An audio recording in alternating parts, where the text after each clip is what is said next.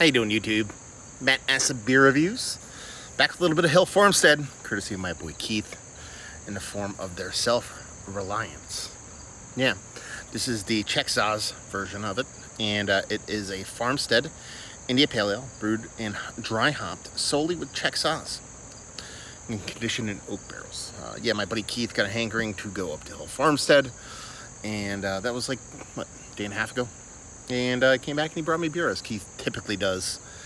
And yeah, it's a Sunday. It's not all that sunny out, so it's actually quite comfortable. There's a nice soft breeze. I got a little fan going. I actually have the NFL on. First Sunday of the NFL, so I'm sitting outside. So I figured I'd drink a beer or two, record them while I'm at it.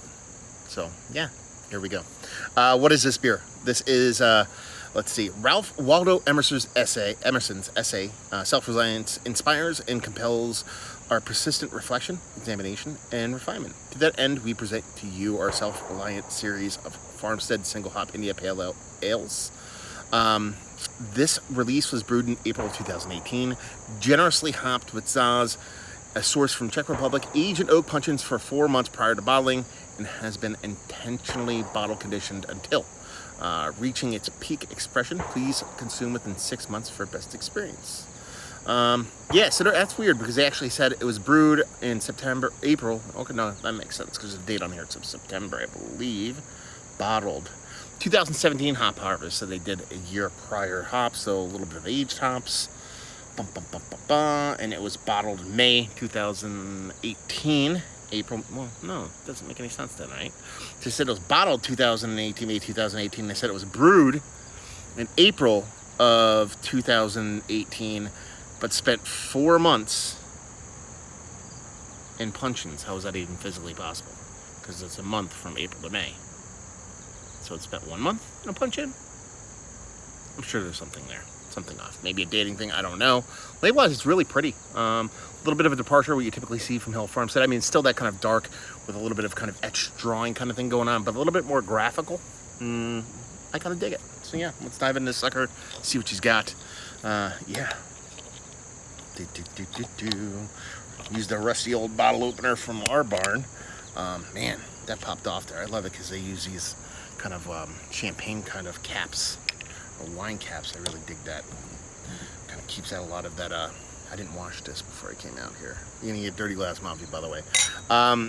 Yeah, I do this caps. Kind of reduce the amount of oxidation getting into the beer. Yeah, typically when I my glassware, you know, I clean them obviously every time I'm done using them. But I put them in a covered cabinet when I'm done. But at the same time, when I am like gonna use it, I rewash it again immediately. I didn't do that with this one, and I'm kind of surprised. I got not that much dirty glass mafia going on. So yeah. Anyway, what does it look like? It looks like a very pretty beer, you know, rich golden glow. I mean, out here with all the sunlight kind of hitting it and stuff like that, it just has this luminescence, almost like it's glowing within itself. So it's a very pretty beer. I can smell tart, like a peach skinny kind of wild yeast puncheon-y kind of thing coming off of it. I get a lot of wild yeast kind of esters from a puncheon, because if it's not a first yeast puncheon, obviously there's a bunch of beers that went in and around that beer. So do you know what I mean? Like it is one of those things where it typically imparts that kind of thing on me more often than not. So yeah, looks pretty soft taste to it. Yeah, a little bit of a kind of champagne-y carbonation. Yeah, let's see if we can get a nose without spilling it. Here, we'll do it. A little swirl down here makes it a little easier for me.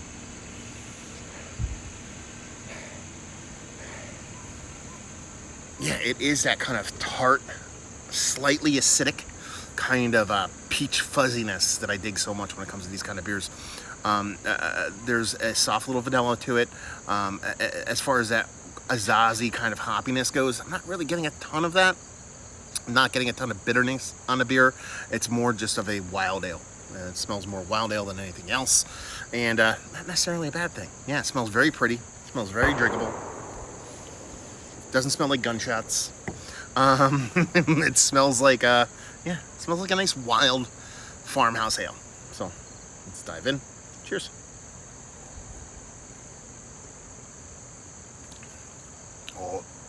Oh, buddy.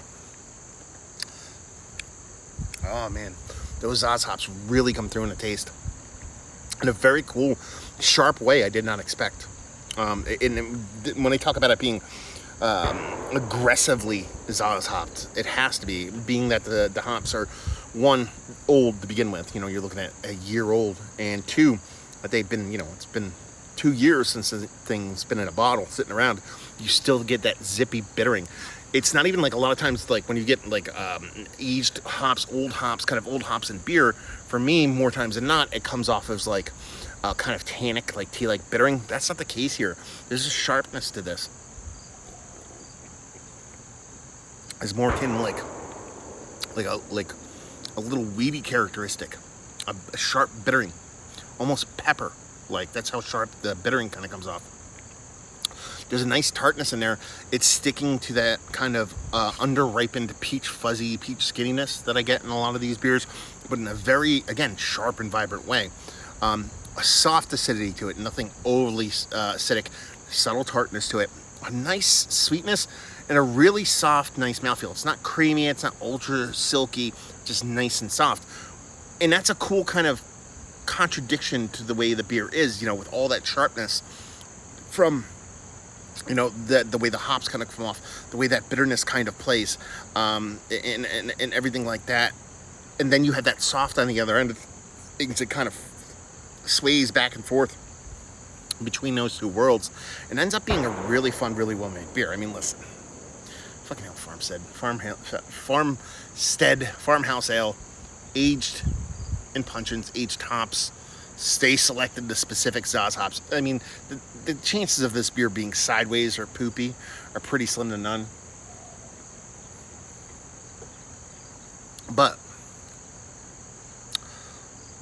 the way this comes off is a little bit more aggressive than what I typically get from a lot of these kind of Farmstead beers, and that they usually are a little bit more kind of softer.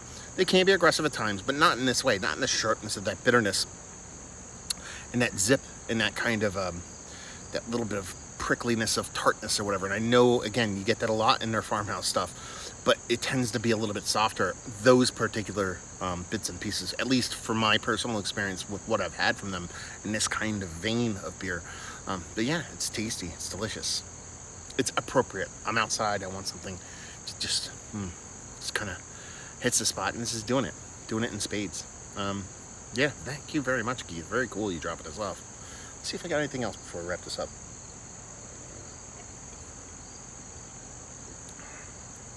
No. Just that juxtaposition between that softness and that sharpness, that peach skinniness from the yeast, nice soft sweet maltiness, balanced off by that rather sharp Saaz hop, really nice soft mouthfeel to it. Infinitely drinkable. It's borderline, almost belongs inside of you, pH balance level stuff. That little bit of acidity, a little bit of tartness, just a little bit bigger, so it lets you know you're drinking something a little pizzazz, a little chutzpah, if you will. And yeah, pretty fun stuff. So let's talk about it. Is it one of the better Saaz hop beers? I don't know. They called it IPA. I didn't even touch on that in the beer review. This is one of the better IPAs I've had as late. I wouldn't even classify this personally as an IPA. It's more farmhouse than anything else. But I think, you know, I would classify it as like, you know, just a generic, you know, maybe mixed culture farmhouse beer, as opposed to an IPA. So I'm not going to really say it's one of the best IPAs I've had as late. Is it one of the more kind of yeast-driven beers? Let's just go there, that I've had as late. Yes. Is it Mount Rushmore status? Very close. Could be in, could be out. It's a tasty beer nonetheless. Actually, you don't even know the ABV in this, because I looked before I popped this, so I have no idea. I don't know. Let's guess on that. See if I'm wrong or right. 6.5 for fun. And value and availability, no idea. Keith, let me know what's what when it comes to the pricing availability of this, and leave you with, if you like, what will you like this beer. If you like, you know, a little hop forward, aggressively hop forward kind of farmhouse style ales, that's what you're going to get here. Because if you go in this and you view it from a distance as a IPA, you know, it well, is aggressively hopped, and I guess, you know, classification wise, you could make an argument for it being an IPA. In the grand scheme of things, you're going to be more into kind of mixed culture or mixed fermentation, farmhouse style ales. You'll dig this more than if you're just a a haze boy or something like that. So there you go, another review in the books. Hopefully you guys enjoyed it. Down there if you want to talk about it. Massive Beers. If you want to check me out doing this, the whole social media stuff, Beer Massive. Want to check me out doing the whole podcasting stuff. Hopefully you guys enjoyed the review. Hopefully you're enjoying a little Farmstead right now. And we'll see you next time. Cheers.